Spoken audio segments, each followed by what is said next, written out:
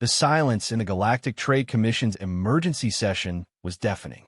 Admiral Vextar of the Zolonian Empire stared at the holographic display with 3 of his 4 eyes, while the 4th remained fixed on the trembling junior analyst who had delivered the news. Around the circular chamber, representatives from 12 major galactic civilizations sat in stunned disbelief. "Repeat the report," Vextar commanded, his scaled fingers drumming against the polished obsidian table. The sound echoed like gunfire in the tense atmosphere. The young Rigelian analyst's tentacles quivered as she accessed her neural interface. "Sir, according to our intelligence networks, a human female named Sophia Chamartinez has successfully purchased the legendary vessel known as the Albino Wolf. The transaction was completed through the Outer Rim Salvage Exchange approximately 6 standard hours ago."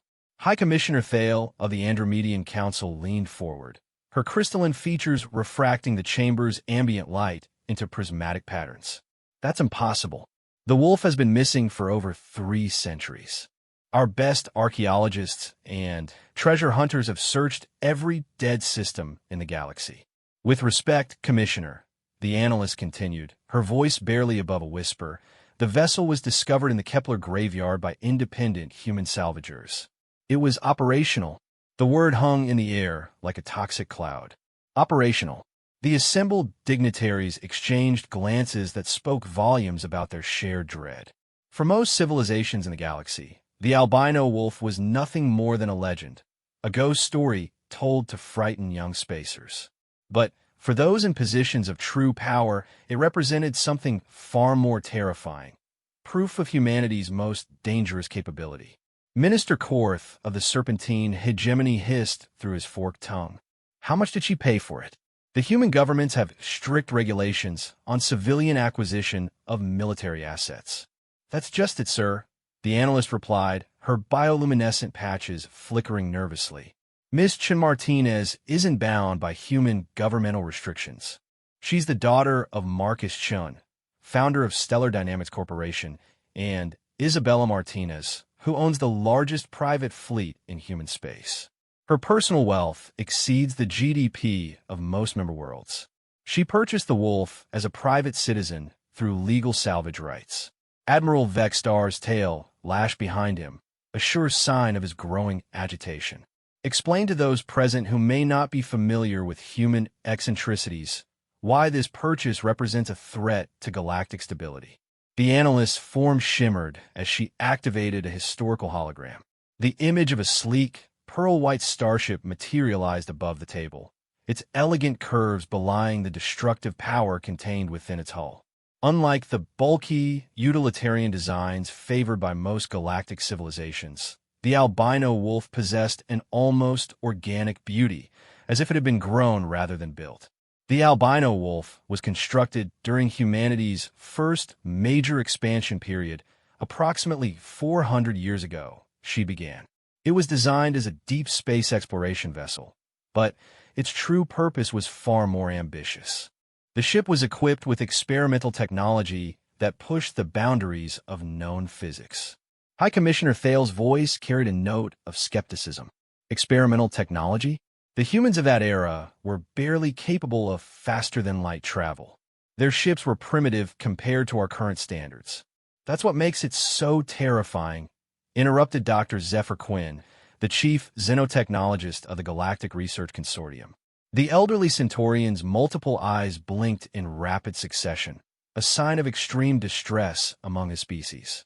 "Human technological development doesn't follow logical progression patterns. They make intuitive leaps that our greatest minds can't replicate or even understand." The hologram shifted, displaying the wolf's internal schematics. The assembled dignitaries gasped as they observed the ship's impossible design. The vessel's interior space was clearly larger than its exterior dimensions should have allowed, and the energy readings suggested power generation capabilities that defied conventional understanding.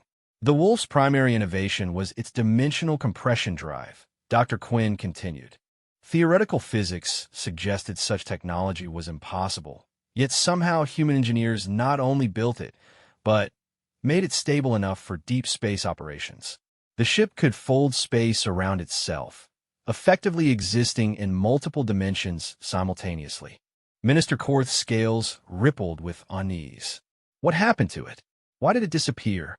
The official records are classified, but what we know suggests the wolf was used for a secret mission beyond the galactic rim, the analyst explained. Its crew was tasked with investigating reports of an ancient alien construct, something predating any known civilization. They found it, documented it, and then vanished. No distress signal, no debris field. One day they were there, the next they weren't. Admiral Vextar stood abruptly, his imposing tuin, a half-meter frame casting a shadow across the chamber. And now this weapon is in the hands of a human civilian. A billionaire's daughter with no military training and no oversight from human authorities.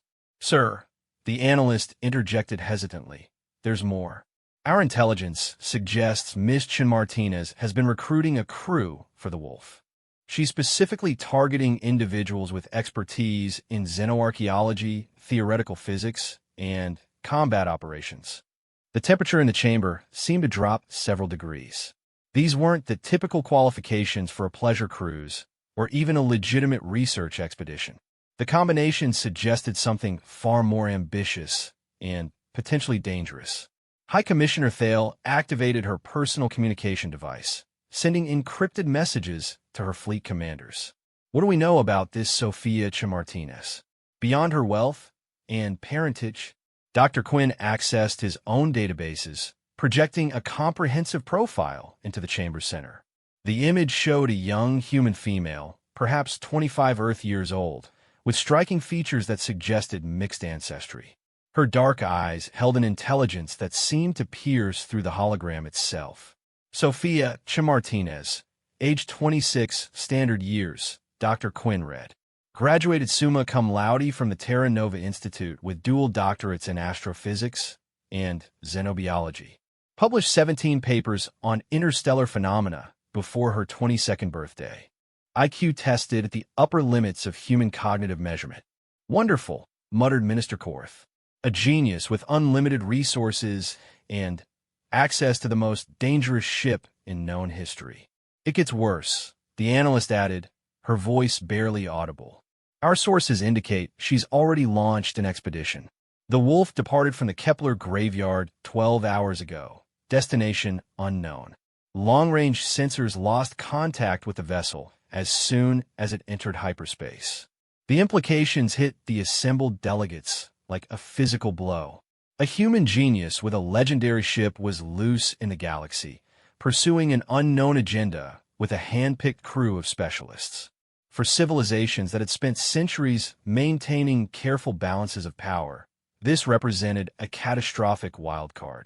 Admiral Vextar began pacing around the chamber's perimeter, his military mind already calculating potential scenarios. We need to consider the historical precedent.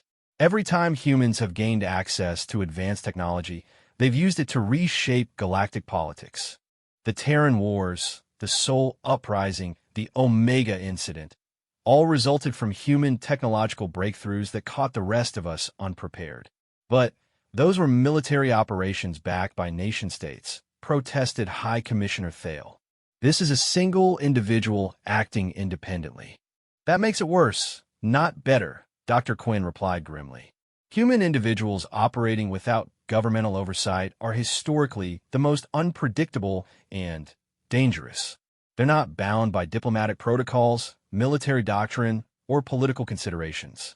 They act purely on personal motivation. The assembled delegates contemplated this sobering truth. Human governments, despite their aggressive tendencies, could at least be reasoned with, negotiated with, sometimes even predicted. Individual humans with significant resources and advanced technology were entirely different creatures, brilliant, passionate, and utterly unpredictable. What are our options? Asked Minister Korth, though his tone suggested he already knew the answer would be unsatisfactory. Limited, Admiral Vextar admitted reluctantly. The Wolf's dimensional capabilities make conventional tracking impossible. Even if we could locate it, the ship's defensive systems are reportedly adaptive and self-improving. Our military analysts estimate it would require a fleet of at least 50 capital ships to guarantee its destruction, and even then, casualties would be catastrophic. And that assumes Ms. Martinez hasn't modified or upgraded the ship's systems, added Dr. Quinn. Given her scientific background and financial resources, it's quite possible the Wolf is now even more dangerous than its original specification suggested. The chamber fell silent again as each delegate considered the magnitude of the situation. They were facing a threat they couldn't track, couldn't predict, and couldn't easily neutralize. For civilizations accustomed to controlling galactic affairs through careful manipulation and overwhelming military superiority, this represented their worst nightmare. There is one possibility, the analyst said hesitantly, breaking the oppressive silence. Our deep space monitoring stations detected unusual energy readings from the Veil Nebula approximately 18 hours ago. The signatures were unprecedented. Admiral Vextar's head snapped toward her with predatory focus. Define unprecedented. The energy patterns don't match any known technology, sir. They're not fusion, antimatter, or even quantum-based. Our scientists can't identify the power source, but the magnitude suggests something beyond our current understanding of physics. Dr. Quinn's multiple eyes widened simultaneously. Show me the readings. The holographic display shifted to show a complex wave pattern analysis. The assembled delegates, despite representing the galaxy's most advanced civilizations, found themselves staring at data that defied all conventional interpretation. The energy signatures pulsed with an almost organic rhythm, suggesting intelligence behind their generation. The timing can't be coincidental, High Commissioner Thale murmured. The Wolf disappears, and 18 hours later we detect impossible energy readings from one of the most remote regions of the galaxy. The Veil Nebula, Admiral Vextar mused, his tactical mind already working. It's been designated as a restricted zone for over 2 centuries. Ancient alien ruins, unstable spatial phenomena, and at least 6 separate research expeditions that never returned. Including the original Wolf mission, the analyst added quietly. The implications of this revelation struck the delegates like a thunderbolt. The legendary ship hadn't just disappeared into random deep space. It had ventured into one of the galaxy's most dangerous and mysterious regions. And now, centuries later, another human had taken that same ship back to the scene of its greatest mystery. We need to consider the possibility that Miss Martinez knows something we don't, Dr. Quinn said grimly. Her recruitment of xenoarchaeologists and her destination suggest this isn't random exploration. She has a specific objective. Minister Korth hissed thoughtfully. The question is whether she's seeking to complete the Wolf's original mission or if she's pursuing an entirely new agenda. Given human psychology, Admiral Vextar replied, probably both. The delegates spent the next several hours debating response strategies, but every option led to the same frustrating conclusion. They were reactive, not proactive. Whatever Sophia Martinez intended to accomplish with the albino wolf, they would only discover it after she had succeeded or failed spectacularly. As the emergency session finally concluded, each representative departed with the same thought dominating their consciousness.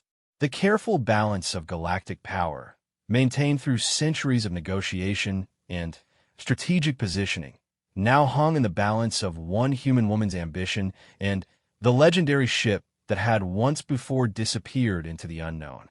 High Commissioner Thale's final words to the assembly echoed in everyone's minds as they returned to their respective worlds. Pray to whatever deities you acknowledge that humanity's curiosity doesn't destroy us all this time. In the depths of space, far beyond the reach of galactic surveillance networks, the albino wolf continued its journey toward the Veil Nebula, carrying its determined crew toward mysteries that had waited 3 centuries for resolution. Behind them, the galaxy's most powerful civilizations scrambled to prepare for consequences they couldn't predict, caused by actions they couldn't prevent. The age of human expansion was about to enter a new chapter, and this time there would be no governmental oversight to limit the scope of discovery or catastrophe. Sofia Chamartinez stood on the bridge of the Albino Wolf, her hands pressed against the ship's primary console as streams of data flowed across holographic displays. The vessel hummed around her with a frequency that seemed to resonate in her bones, as if the ship itself was alive and responding to her presence. 3 days into their journey toward the Veil Nebula, she was still discovering new aspects of the Wolf's incredible technology. "Captain," called out Dr. Elena Vasquez from the navigation station, "we're approaching the nebula's outer boundary. Sensor readings are unusual." Sophia turned to study the main view screen, where swirls of luminescent gas created patterns that defied conventional physics. The Veil Nebula stretched before them like a cosmic aurora, beautiful and terrible in its alien geometry. Unlike normal stellar phenomena, the nebula seemed to pulse with intentional rhythm, as if breathing. "Define unusual, Elena," Sophia said, moving to stand beside her chief navigator and xenoarchaeologist. "The gas composition keeps shifting," Dr. Vasquez replied, her fingers dancing across controls that adapted themselves to her touch. One moment we're reading standard hydrogen and helium, the next it's showing elements that shouldn't exist in nature. The computer can't even assign atomic numbers to some of these signatures. From the engineering station, Chief Petty Officer Marcus Thompson looked up from his diagnostic displays. The grizzled former military engineer had served on everything from exploration vessels to dreadnought battleships, but nothing had prepared him for the Wolf systems. "Ma'am, I'm showing power fluctuations throughout the ship. Not dangerous ones. It's like the Wolf is excited."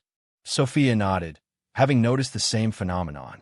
The ship's responses had become increasingly animated as they approached the nebula, as if it recognized their destination. She'd begun to suspect that the Wolf's artificial intelligence was far more sophisticated than even the classified blueprint suggested. "Dr. Park, what are your instruments telling you about the spatial distortions ahead?" she asked, turning toward the science station. Dr. James Park, theoretical physicist and former professor at the Titan Institute, shook his head in bewilderment. "Captain, I don't think distortion adequately describes what we're seeing. Space itself appears to be folded here. Dimensions that should be parallel are intersecting at impossible angles. It's as if someone took the laws of physics and rewrote them specifically for this region." The final member of their small crew, Lieutenant Sarah Cross, looked up from the tactical station. The security specialist's military background showed in her posture and the way her eyes constantly scanned for threats. "Ma'am, I'm reading what appear to be artificial structures within the nebula. They're massive. Some of them are larger than space stations." Sophia felt her pulse quicken. This was what she'd hoped to find, but hadn't dared expect so quickly. The original Wolf expedition had detected similar readings before their disappearance, but the classified reports she'd managed to access had been heavily redacted. Now she was seeing the phenomena firsthand. "Take us deeper into the nebula, but slowly," she commanded. "Elena, monitor our dimensional stability. Marcus, keep the Wolf's adaptive systems online. I want to know immediately if anything changes." As they penetrated further into the nebula's swirling depths, the ship's sensors began detecting increasingly impossible readings. Structures appeared and disappeared from their screens as if existing in temporal flux. Energy signatures pulsed with patterns that suggested vast intelligence, yet no life signs registered on any of their instruments. "Captain," Dr. Parr called out, his voice tight with excitement and fear, "I'm detecting a massive gravitational anomaly dead ahead. But it's not behaving like any natural phenomenon I've ever studied. The gravity field is geometric. It's forming perfect mathematical patterns." On the main screen, a structure began to resolve from the nebula's chaotic swirls. What they saw defied every assumption about architecture, physics, and the nature of reality itself. The edifice stretched for hundreds of kilometers in directions that shouldn't exist, its surfaces shifting between dimensions as if the entire construct existed in multiple realities simultaneously. "My God," whispered Dr. Vasquez. "It's beautiful." The structure was indeed beautiful, but in a way that made human minds struggle to process its geometry. Crystalline spires twisted through space in helical patterns that followed mathematical principles beyond conventional understanding. Surfaces reflected light that hadn't yet arrived, creating temporal echoes that painted rainbow patterns across the Wolf's Hull. "I'm detecting the source of those energy readings we picked up," Lieutenant Cross reported. "The entire structure is generating power on a scale that dwarfs stellar output." "But, Captain, there's something else. I'm reading what appear to be weapon signatures, defensive systems that make our most advanced military technology look like stone knives." Sophia studied the readouts, her scientific mind racing to interpret the data. Everything about the structure suggested a level of technological advancement that made galactic civilization look primitive. Yet there were no life signs, no communications, no indication that anything actively controlled the magnificent edifice. "It's a monument," she realized aloud. "Or possibly a tomb." "For what?" asked Dr. Park. Before Sophia could respond, the Wolf's communication system activated with a sound none of them had heard before, a harmonic frequency that seemed to resonate through the ship's hull and into their minds. The view screen shifted, displaying symbols that moved and changed even as they watched. "That's not coming from our systems," Marcus announced, his hands flying over diagnostic controls. "Something external is interfacing with the Wolf's computers." "But, Captain, here's the strange part. Our firewalls aren't registering any intrusion. It's like whatever's communicating with us has legitimate access credentials." The symbols on the screen began to stabilize, forming patterns that gradually became comprehensible, not through translation, but through direct understanding, as if the information was being transferred directly into their minds. The sensation was unsettling but not threatening. Images flashed across their consciousness.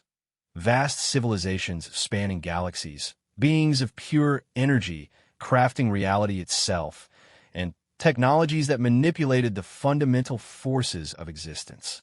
They saw the rise and fall of the universe's first sapient species, creatures so advanced that they transcended physical form entirely. The architects, Dr. Vasquez breathed, somehow knowing the name without being told. More images followed. The architects' recognition that their transcendence would leave the universe empty of their influence, their decision to create monuments that would serve as tests and teachers for younger species who might one day follow in their path. The structure before them was one such monument, a repository of knowledge and technology waiting for someone worthy to claim it. But the visions also carried warnings. The architects had foreseen that their gifts could be as destructive as they were beneficial. Only those who could demonstrate wisdom, courage, and understanding would be permitted access to their legacy. Many species had attempted to claim architect technology over the eons. Most have been found wanting and gently turned away. Others have been judged dangerous and dealt with more decisively. The original Wolf expedition, Sophia realized. They were here. They made contact. New images confirmed her suspicion. The crew of the original Albino Wolf had indeed reached this monument and been tested by the architect's automated systems. They had been found worthy of limited access, but lacked the technological foundation to fully understand what they discovered. The architects had allowed them to return to human space with specific knowledge. The dimensional compression technology that made the Wolf possible was itself a gift from this place. But why didn't they come back? Dr. Park asked. The answer came with the final set of visions. The original crew had been charged with a mission to prepare humanity for eventual full contact with architect technology. They were to advance human science and engineering until their species could safely interact with artifacts of such immense power. The Wolf itself was to serve as a test, its advanced systems gradually preparing human minds for concepts beyond current understanding. But something had gone wrong. Political tensions, military concerns, and fear of the unknown had prevented the original crew from completing their mission. They had been forced to hide the Wolf and its secrets, hoping that someday conditions would allow them to return. "And now here we are," Sophia murmured. The question is whether we're ready for what they left behind. The communication from a monument intensified, and suddenly, the wolf was moving without their input. But, rather than feeling threatened, the crew found themselves filled with a sense of anticipation. The ship was being guided to a docking facility that materialized from the monument's shifting geometry like a flower blooming in fast motion. Should I resist the guidance? Lieutenant Cross asked, her hand hovering over the tactical controls. No, Sophia replied firmly. We came here seeking answers. It appears the answers are seeking us as well. As the wolf settled into the docking facility, the crew found themselves surrounded by an environment that challenged every assumption about space, matter, and reality. The docking bay existed in what appeared to be normal atmosphere, despite being open to space. Gravity oriented itself to their needs rather than following planetary conventions. Light sources provided illumination without casting shadows. Environmental suits? Marcus asked, though his instruments showed perfectly breathable atmosphere outside the ship. Recommended, Sophia replied. We're dealing with technology that could adjust reality to accommodate us, but I'd rather not depend on alien systems for life support. As they prepared to disembark, each crew member felt the weight of history and possibility pressing down on them. They were about to step into a place that had waited millions of years for their arrival, carrying with them the hopes and fears of an entire species. The wolf's systems chimed softly as the airlock prepared to open, and Sophia realized that the ship was communicating with the monument in ways that suggested long familiarity. The albino wolf hadn't just been built with architect technology. It had been designed as a key, specifically created to unlock the secrets waiting within this impossible structure. Remember, she told her crew as they stood at the threshold of discovery, we're not just representing ourselves here. We're representing all of humanity.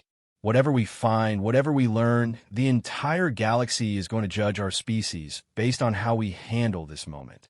The airlock opened with a whisper of equalizing pressure, and they stepped forward into a realm where the very concepts of possible and impossible had lost all meaning.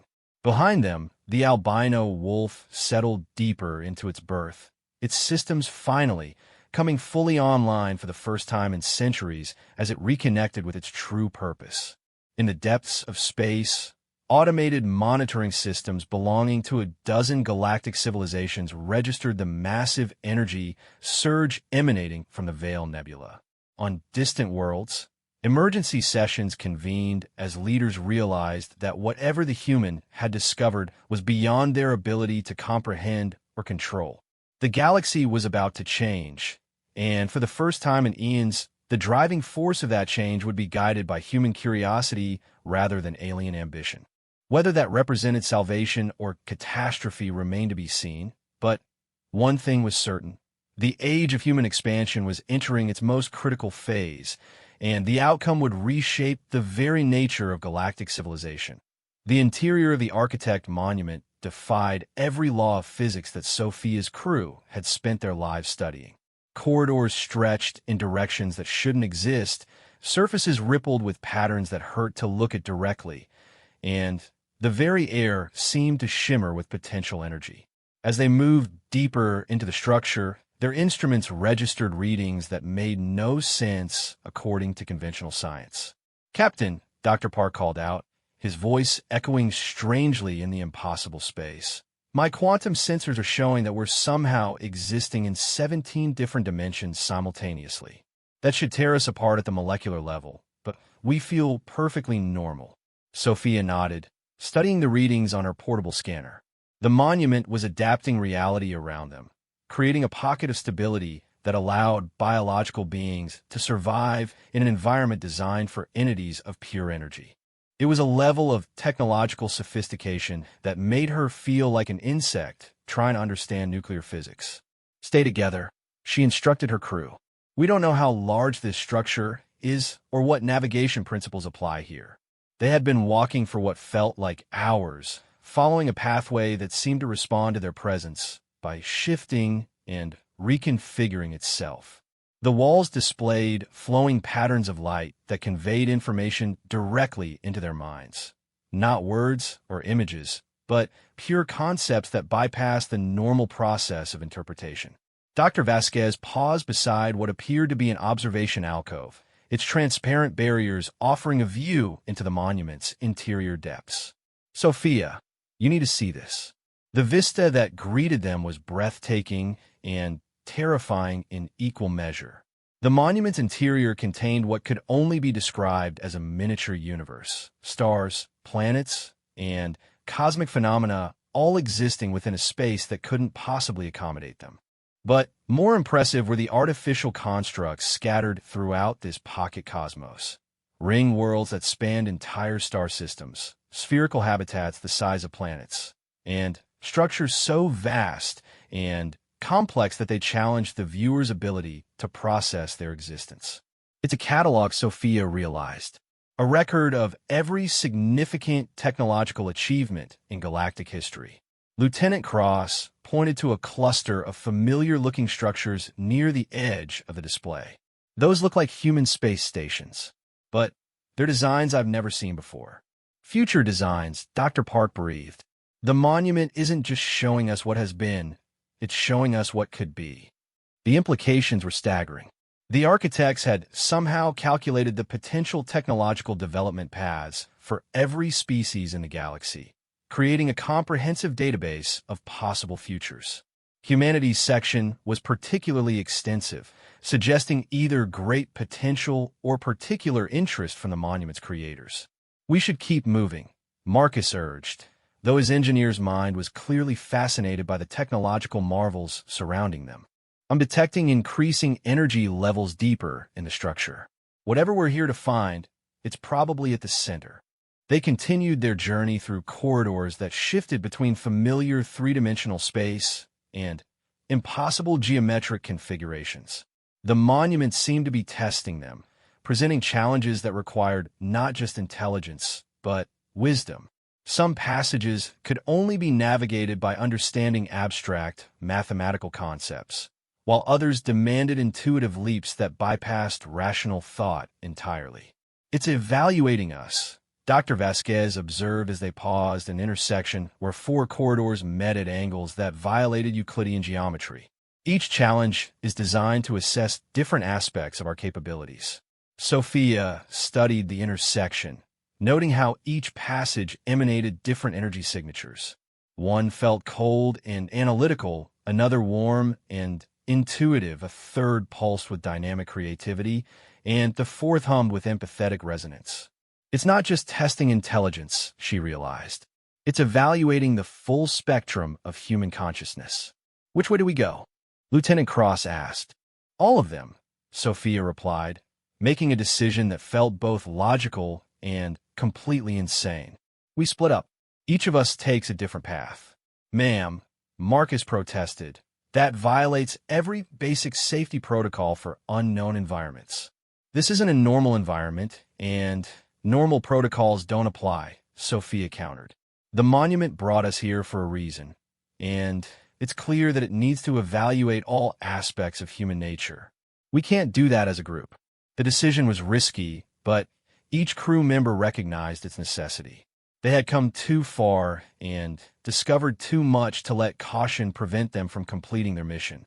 After synchronizing their communicators and establishing emergency protocols, they separated, each taking a different path into the monument's depths. Sophia chose the passage that pulsed with creative energy, following a corridor whose walls displayed ever-changing artistic masterpieces from across the galaxy.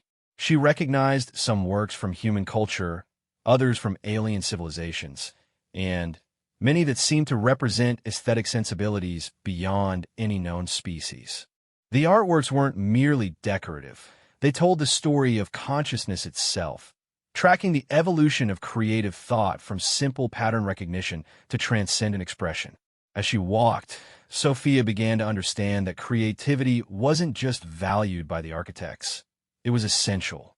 The monument's makers had recognized that technical advancement without creative vision led to stagnation, while creativity without technical foundation resulted in fantasy. True progress required both elements working in harmony. Meanwhile, Dr. Park followed the analytical passage, encountering mathematical proofs and scientific principles that pushed the boundaries of his understanding. The corridor presented him with problems that had puzzled galactic civilization for millennia, then guided him toward solutions that seemed obvious in hindsight, but required fundamental shifts in thinking to achieve. Dr. Vasquez found herself in a passage dedicated to empathy and understanding, where she experienced the emotional lives of countless species through direct neural interface. She felt the joy of a Rigelian's first flight, the confusion of a Zolonian entering metamorphosis, and the transcendent peace of an Andromedian achieving crystalline enlightenment. The experience was overwhelming but enlightening, demonstrating how consciousness manifested differently across species while maintaining common core elements. Lieutenant Cross's path challenged her protective instincts, presenting scenarios where she had to choose between personal safety and the greater good. Each test grew more complex, moving beyond simple tactical decisions to questions of ethics, sacrifice, and the true meaning of strength. Chief Thompson's corridor focused on synthesis and integration, showing him how disparate systems could be combined to create something greater than the sum of their parts. He experienced engineering challenges that required not just technical skill, but intuitive understanding of how different technologies could complement each other. As each crew member progressed through their individual challenges, they began to receive glimpses of what the others were experiencing. The monument was somehow linking their consciousness, allowing them to share insights and support each other despite physical separation. It was a profound demonstration of how individual excellence could enhance group capability without diminishing personal identity. The passages eventually converged in a vast central chamber that defied description. The space seemed to exist in multiple realities simultaneously, its boundaries shifting based on the observer's perspective. At its center stood a construct that could only be called a throne, though it was clearly designed for beings far different from any known species. But the throne was not empty. As Sophia's crew reunited in the chamber, they found themselves facing a figure that challenged their understanding of existence itself. It was neither organic nor mechanical, neither energy nor matter, but something that incorporated elements of all these states while transcending their limitations. "Welcome," the entity said, though it spoke without words, its meaning appearing directly in their minds. "I am the Guardian, the final test, and the ultimate gift of those who came before." The Guardian's presence was overwhelming, but not threatening. It radiated wisdom accumulated over eons, compassion that encompassed entire civilizations, and a sadness born of witnessing the rise and fall of countless species. But beneath these emotions, they sensed approval. Humanity had passed whatever evaluation the monument represented. "You have questions," the Guardian observed. "Ask, and I will answer what I may." "What happened to the original Wolf crew?" Sophia asked immediately. "They succeeded in their mission, but failed in its implementation," the Guardian replied. "They were given knowledge and technology meant to prepare your species for greater contact with Architect legacy. However, the political structures of their time were not ready for such advancement. They were forced to hide what they had learned, hoping that future generations would be wiser." Dr. Park stepped forward. "The dimensional compression technology, the Wolf's advanced systems. These were gifts from the architects. Gifts earned through testing, much as you have earned them today. But those gifts came with responsibility that your species was not ready to accept. Wars have been fought over lesser technologies. Civilizations have destroyed themselves pursuing power without wisdom." Lieutenant Cross asked the question they all dreaded. "Are we ready now?" The Guardian's attention focused on her with an intensity that made her feel as if her very soul was being examined. "You 5 individuals demonstrate the potential your species possesses.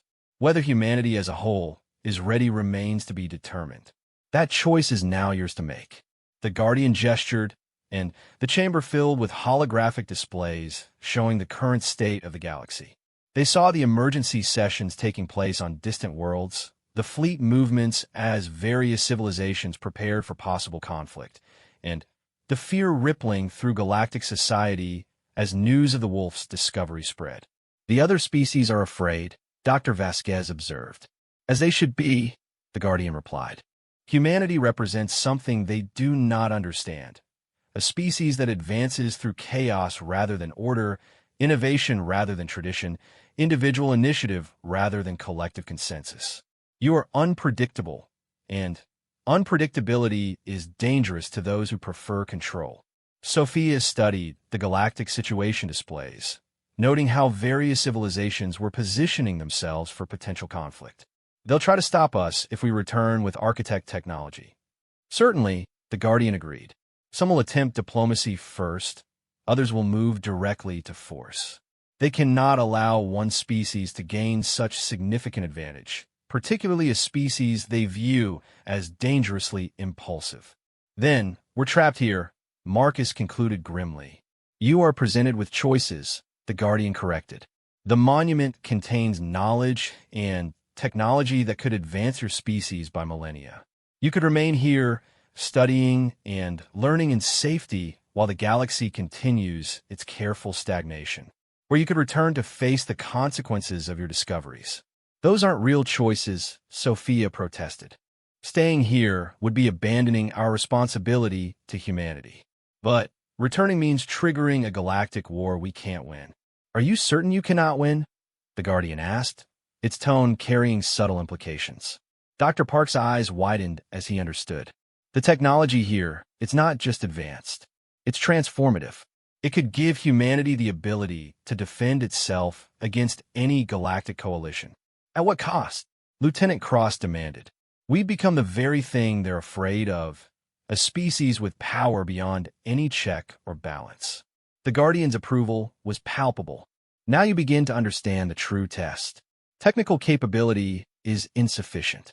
Wisdom to use power appropriately is what separates transcendence from extinction. The chamber fell silent as each crew member contemplated the magnitude of their situation. They had sought answers about the wolf and humanity's future, but instead found themselves responsible for determining the course of galactic civilization. The choices they made in the next few hours would echo across history. What would the architects do? Sophia asked finally. They chose transcendence, the Guardian replied. They abandoned physical existence to become something greater. But they recognized that their path might not be appropriate for all species. Some are meant to be guardians of physical reality, protectors, and guides for those still developing consciousness. The implication hung in the air like a challenge and an opportunity. Humanity could follow the path of the architects, gaining power beyond imagination, but potentially losing their essential humanity in the process. Or they could choose a different course, becoming the guardians the galaxy needed, but didn't recognize. As they stood in the heart of the monument, surrounded by the accumulated wisdom of the universe's first civilization, Sophia's crew realized that their adventure was just beginning. The real test wasn't surviving the monument's challenges. It was deciding what kind of species humanity would become with the knowledge they had gained. The weight of decision pressed down on Sophia's shoulders like the gravity of a collapsing star. Around her, the Guardian's chamber pulsed with energy patterns that seemed to respond to their collective emotional state, shifting from cool blues to warm golds as the crew debated their impossible choices. The fate of not just humanity, but the entire galactic community hung in the balance of their next decision. Show us, Sophia said finally. Show us what happens if we take each path. The Guardian nodded, and the chamber transformed into a vast simulation space. Reality flickered and reformed around them, and suddenly they stood on the bridge of the albino wolf as it emerged from a veiled nebula. But this was not their wolf. This version bristled with technology that made their current systems look primitive. First possibility.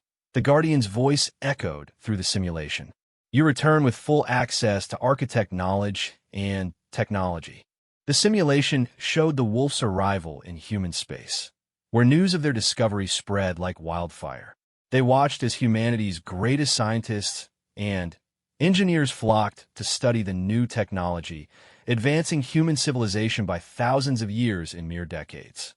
Space habitats the size of planets sprouted throughout the solar system. Faster-than-light travel became as common as atmospheric flight, and humanity began spreading across the galaxy with unprecedented speed. But the simulation also showed the galactic response. Within months of humanity's technological leap, the major alien civilizations formed an unprecedented alliance. Fleet after fleet of warships converged on human space, determined to contain what they saw as an existential threat to galactic stability. The Suppression Wars, Dr. Park whispered as they watched massive space battles unfold across dozens of star systems. The conflict was brutal and decisive. Despite their advanced technology, humanity was outnumbered 1,000 to 1. Even architect weapons couldn't overcome such overwhelming odds. The simulation showed human worlds burning, colonies evacuated or destroyed, and the remnants of humanity scattered across the galaxy as refugees. Technological superiority without political wisdom, the Guardian observed. Power that threatens others inevitably provokes retaliation. The simulation reset, showing a different scenario. This time, the Wolf returned from the nebula with minimal visible changes. Sophia and her crew shared their discoveries through careful academic channels, releasing information gradually and focusing on peaceful applications of architect principles. Humanity's advancement was slower but steadier in this timeline. New technologies emerged that improved quality of life without immediately threatening galactic power balances. Medical breakthroughs extended human lifespan and eliminated previously incurable diseases. Environmental technologies restored damaged ecosystems and made previously uninhabitable worlds flourishing paradises. More importantly, humanity began sharing these advances with other species. The simulation showed human diplomats working with alien scientists, collaborative research stations where multiple species studied together, and gradual trust building across galactic civilization.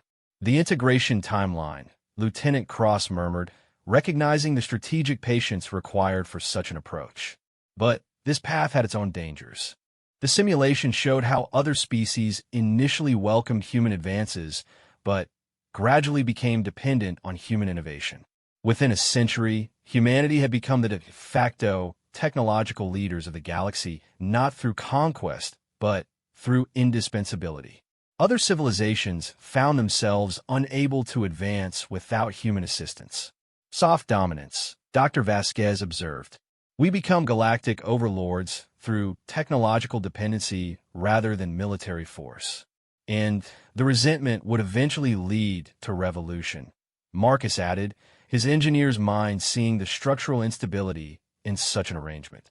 The Guardian presented a third simulation, one where the crew chose to remain in the monument, becoming students and eventually guardians of architect knowledge. In this timeline, they spent decades studying the deepest mysteries of the universe, eventually transcending their physical forms to become beings of pure consciousness. Meanwhile, the galaxy continued its slow development without human interference. Some species advanced through their own efforts, others stagnated or declined. Wars came and went, civilizations rose and fell, and the great wheel of galactic history turned without significant disruption. The ascension path, the Guardian explained. Your consciousness would survive and grow, but humanity as a whole would remain unchanged. That's not really living, Sophia said firmly. It's just extended existence without purpose. Some would argue that understanding the universe's deepest truths is the highest purpose any consciousness can achieve, the Guardian replied. But what's the point of understanding if you can't share it, can't use it to help others? Dr. Park demanded. Knowledge without application is just intellectual masturbation. The Guardian's approval radiated through the chamber. Your species' bias toward action and practical application is both your greatest strength and your most dangerous weakness. You rarely contemplate consequences fully, but you also rarely allow perfectionism to prevent progress. The simulations faded, leaving the crew standing once again in the chamber's impossible geometry. But now they could see a fourth path that the Guardian hadn't explicitly shown them, one that required combining elements from all the previous options while avoiding their respective pitfalls. "There's another way," Sophia said slowly, the idea forming as she spoke. "We don't have to choose between isolation and dominance. We can return with limited technology and full knowledge, then guide humanity's development more carefully." "How?" Marcus asked. "The moment we reveal any significant advancement, the same political dynamics will kick in." "Not if we change the game entirely," Lieutenant Cross replied, her strategic mind working through the possibilities.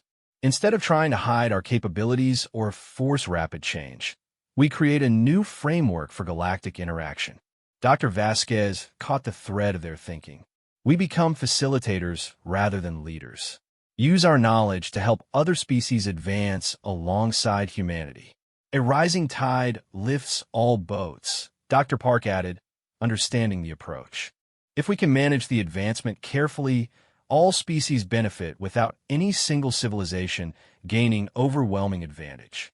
The Guardian watched their discussion with intense interest, its ancient consciousness evaluating their proposal against eons of experience with civilizational development. "You speak of managing the advancement of entire species. What gives you the right to make such decisions for others?" The question cut to the heart of their moral dilemma. Who were they to decide the pace and direction of galactic development? 5 humans, however well-intentioned, making choices that would affect trillions of sentient beings across hundreds of species. "The same right that the architects claimed," Sophia replied after long consideration. "The right that comes with capability and the willingness to accept responsibility for the consequences. Someone has to make these decisions, and the alternative is letting fear and ignorance guide galactic policy." "But we'd be accountable," Lieutenant Cross added. "Unlike the major galactic powers, we wouldn't be making decisions from hidden conference rooms. Everything we do would be open, observable, challengeable, and temporary," Dr. Vasquez said, the final piece clicking into place. "We guide development until other species achieve comparable capabilities, then step back. The goal isn't permanent human leadership, it's sustainable galactic advancement."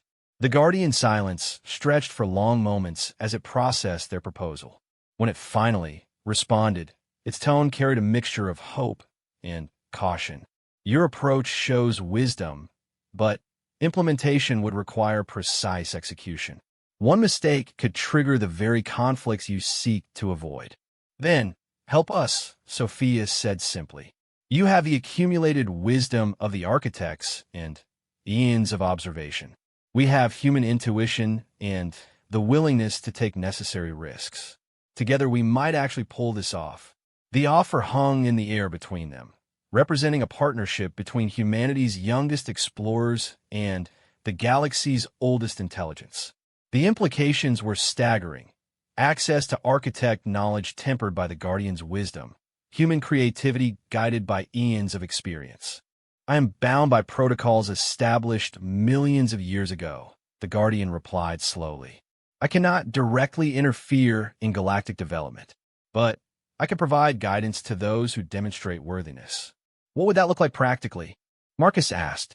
"You would return to human space with carefully selected technologies and knowledge.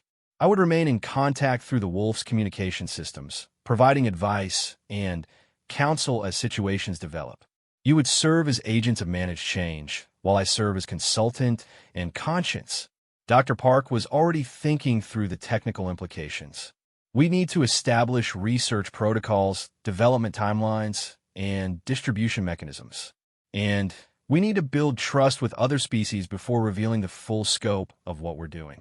The hardest part will be convincing our own government," Lieutenant Cross observed. "Earth's leadership won't appreciate learning that 5 private citizens have been making policy decisions that affect all of humanity." "Then, we don't tell them everything at once," Sophia decided. "We start small, prove the concept works, and expand gradually. By the time Earth's politicians realize the scope of what we're doing, the benefits will be too obvious to deny. The Guardian gestured, and new displays appeared showing potential implementation strategies.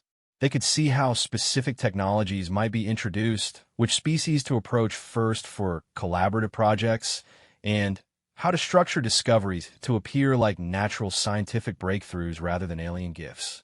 The Wolf will be crucial to this effort, the Guardian explained. Its systems will need upgrading to serve as a mobile research platform and diplomatic vessel. You'll require additional crew members with specific expertise, but they must be chosen carefully. People we can trust with the truth, Dr. Vasquez nodded, and who share our vision for gradual, sustainable advancement. This could take decades, Marcus warned. Maybe centuries. We'd be committing our lives to guiding galactic development. Is there a better use for our lives? Sophia asked. We've seen what the galaxy could become with proper guidance. How can we turn away from that responsibility? One by one, each crew member gave their agreement to the plan. It was ambitious beyond anything humans had ever attempted, fraught with dangers they couldn't fully predict, and would require sacrifices they couldn't yet imagine. But it was also the only path that offered hope for true galactic advancement without the catastrophic conflicts that had destroyed so many civilizations throughout history. Then, it is decided, the Guardian said, and power began flowing through the chamber in patterns that spoke of vast systems activating. The Wolf will be prepared for its new mission. You will be equipped with the knowledge and tools necessary to begin your work.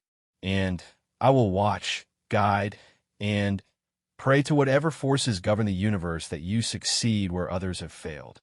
As transformation energy enveloped them, Sophia felt the weight of galactic destiny settling onto her shoulders. She was no longer just an explorer or scientist. She had become something unprecedented in galactic history. A human entrusted with architect legacy, tasked with guiding the development of hundreds of species while maintaining the delicate balance between progress and stability. The last thing she saw before the transformation began was the Wolf through the chamber's impossible windows, its hull already beginning to change as ancient systems upgraded its capabilities for the mission ahead. When the process finished, they would no longer be simple explorers returning from a successful expedition.